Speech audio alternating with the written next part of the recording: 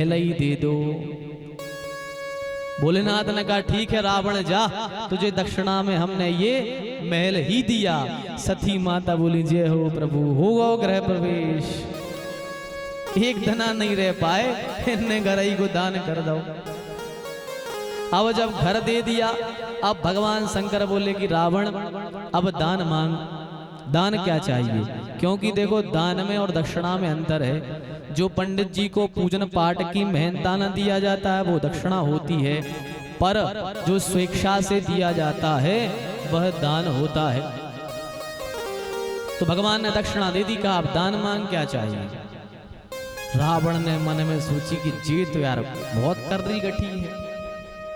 तो रावण बोला, रावण ने बहुत विचार किया और रावण विचार करके बोला कि काम रिपु हैं तो कामनी का क्या करोगे आप?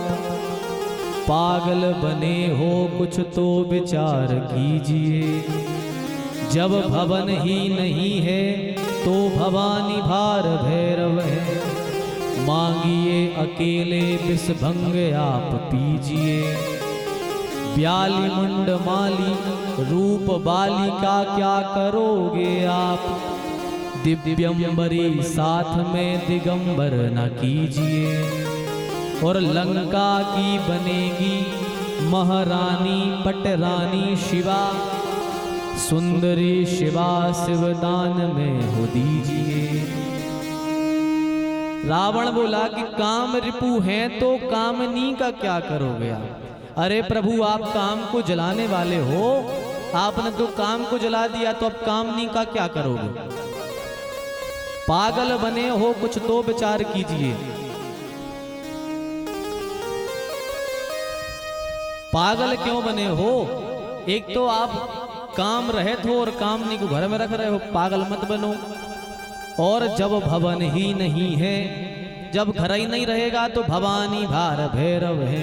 एक ये भार रहेगा कि देवी को रखें कहाँ। और मांगिए अकेले विषभंग आप पीजिए। आप तो अकेले रहो और बस मद मस्त बढ़िया राम नाम की मस्ती में डूबे रहो और कुछ मत करो। और ब्याली मुंड माली, आप मुंडमाला धारण करते हो, रूप बालिका क्या करोगे आप? इतनी सुंदर है सती माता, इनका क्या करोगे? आप तो मुंडमाला वाले हो, अकेले रहो। और दिव्यंबरी साथ में दिगंबर ना कीजिए। दिव्यंबरी को साथ में रखे हो और आप दिगंबर हो, ऐसा मेल नहीं बन रहा, आप तो अकेले रहो। अच्छा देखो एक बात और बताइए, याद आ गया। अपन एक मंत्र गाते हैं आरती के बाद, सब उसको गलत गा देते हैं।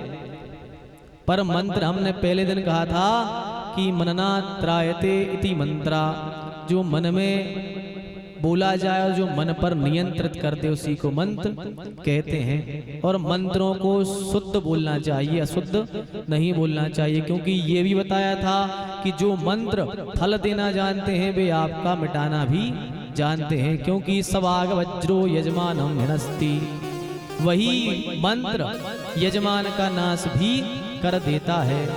अपन कहते हैं मंदार माला कुलिताल कायै कपाल मालार्चित शेखरायो।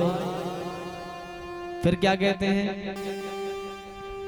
क्या कहते हैं? देखो हम नहीं कह रहे, आप हरों की कह रहे। दिगंबरायै च दिगंबरायो कहते यही कि नहीं? दिगंबरायै च दिगंबरायो नमः शिवायै च नमः शिवाय।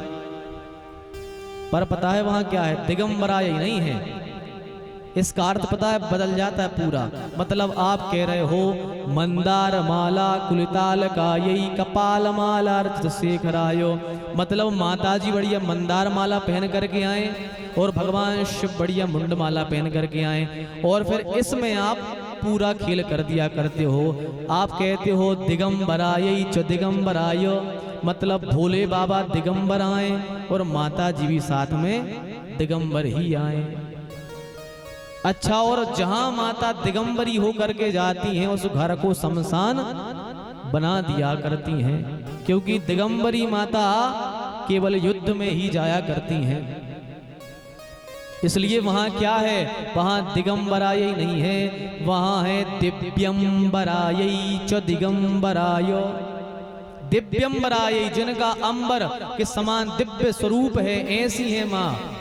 और दिगंबराय, जो दिगंबर रूप धारण करते हैं, ऐसे हैं भोलेनाथ। अपन दोनों को मिक्स कर दिया करते हैं। और नमः शिवाय च नमः शिवाय, अपन दोनों एक से बोल देते हैं, नमः शिवाय च नमः शिवाय।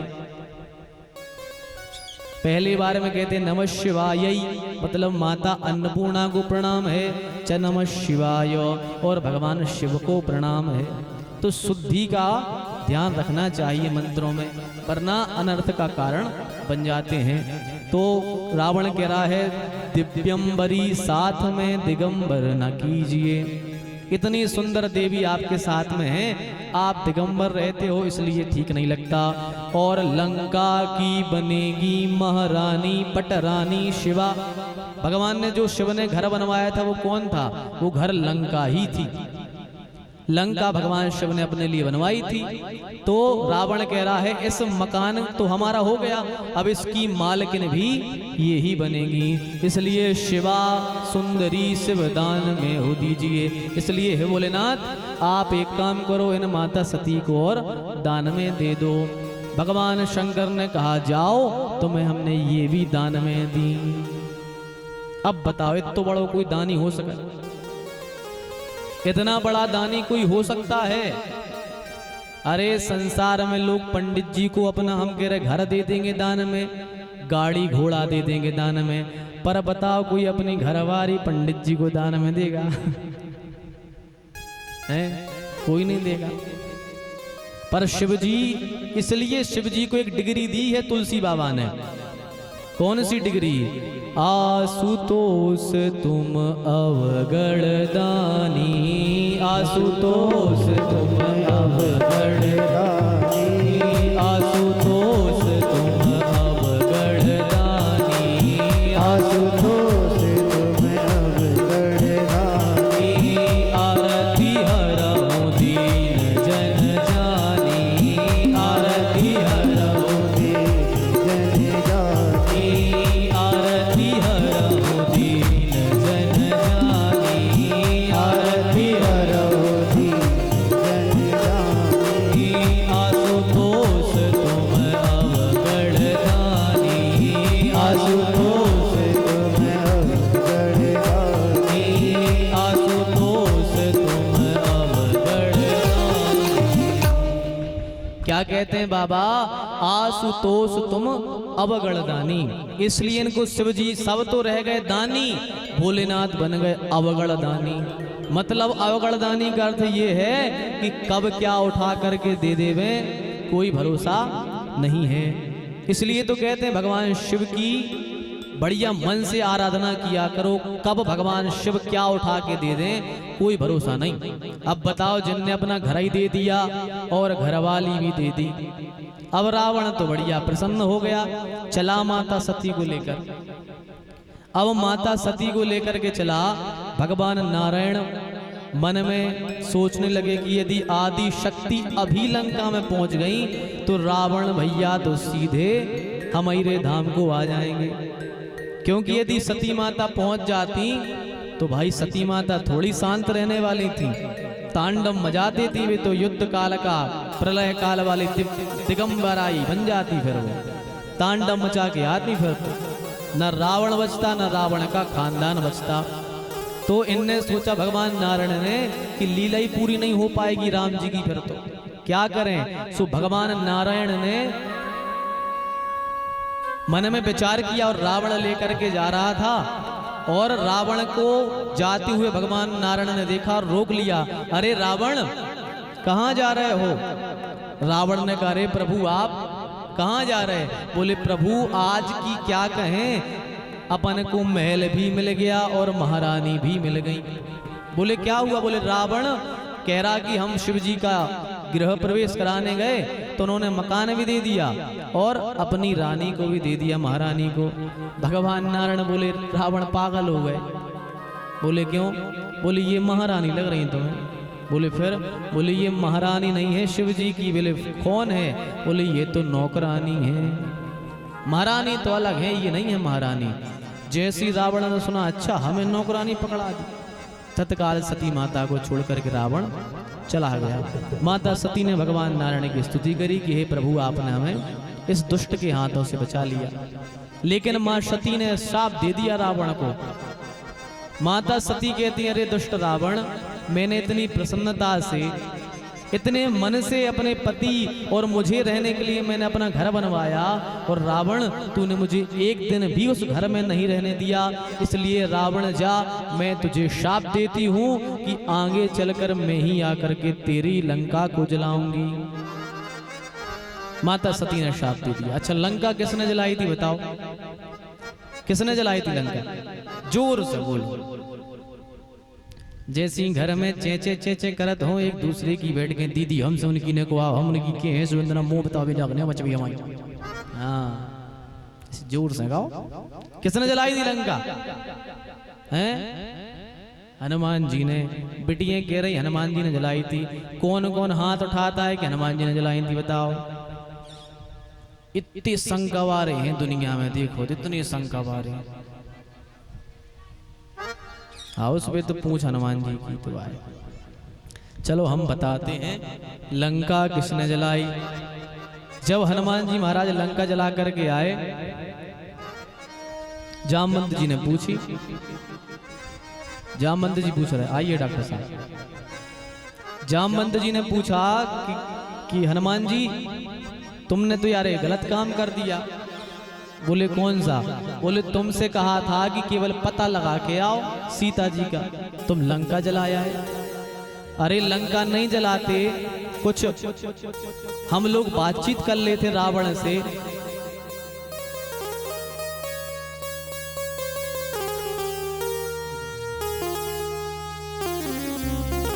जामवंत जी बोले तुमने यार सलाह मशवरा के सारे रास्ते बंद कर दिए। अरे रावण की लंका जला के ना आते, पता लगा आते तो हम लोग मंत्रियों की बैठक बिठालते और रावण के सामने प्रस्ताव रखते कि बिना युद्ध की सीता को लौटा दो, और यदि वो मान जाता तो सीता जी को लौटा देता। पर तुमने सारे मार्ग ही बंद कर दिए सुलह के। हनुमान जी बोले हुआ क्या? बोले तुम लंका जलाया है। हनुमान जी बोले किसने कहा कि हमने लंका जलाई? किसने कहा? बोले तुम लंका की तरफ उड़े थे, तुम लंका गए थे, लंका की तरफ उड़े थे। तो हनुमान जी बोले कि जामवंत जी पहले तो 20 साल आपको यही सिद्ध करने में लग जाएंगे कि हम उड़े थे सो गए थे कहाँ। पहली बात तो आपको 20 साल यही सिद्ध करने में लग जाएगा कि हम लंका गए भी थे कि नहीं, क्योंकि 100 योजन की है और सब वहां जा नहीं सकते। अच्छा, हनुमान जी जब उड़े तो किसी ने नहीं देखा कि हनुमान जी गए कहाँ।